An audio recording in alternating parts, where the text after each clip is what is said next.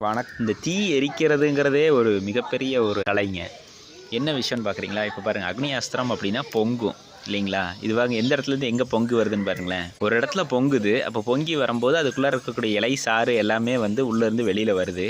இப்போ மேலே பொங்கி திருப்பி வரும்போது நமக்கு இது பொங்கி வெளியிலையும் வரல, உள்ளேயே தான் பொங்கிட்டு இருக்கு. இதே தீ இன்னும் கொஞ்சம் மேலையில் நிறைய அடித்தோன்னு வைங்களேன், அப்போ வந்து அது வந்து பொங்கிட்டு உள்ளேயே வெளியில் வந்துடும். அப்போ தீ எரிக்கிறதும் ஒரு கலை தானுங்களே.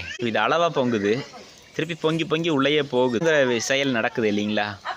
இது மாதிரி இன்றைக்கி இருக்க எரிவாயு வச்சு பண்ணும்போது ஆனால் இப்படிலாம் கறி ஆகாது, பார்க்குறதுக்கு அழகாக இருக்கும், அடுத்தவங்க பார்க்க ரொம்ப அருமையாக வச்சுருக்கோன்னு சொல்லுவோம்.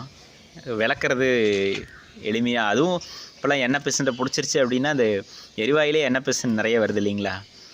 அது பிடிச்சதுனாவே நமக்கு நிறைய பிரச்சனை வருது. பாருங்க, இதை எடுத்து விட்ட ஒரு சுற்றி விட்டலாமா? ஒரு கிளறி விட்டால் உடனே பொங்காது. பொங்கலிங்களா? உள்ளே இருக்கக்கூடிய வெப்பம் மேலே எந்திரிச்சு வர வரைக்கும் அப்படியே பொங்காமல் அப்படியே இருக்கும். கீழே வெப்பம் எரியது கம்மியாகி போச்சு.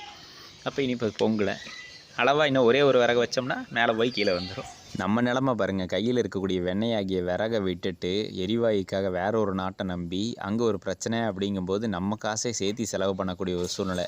இதுக்கு காரணம் என்ன? நம்மளுடைய பாரம்பரியத்தை நம்ம மறக்கிறது தான். சரிதானே?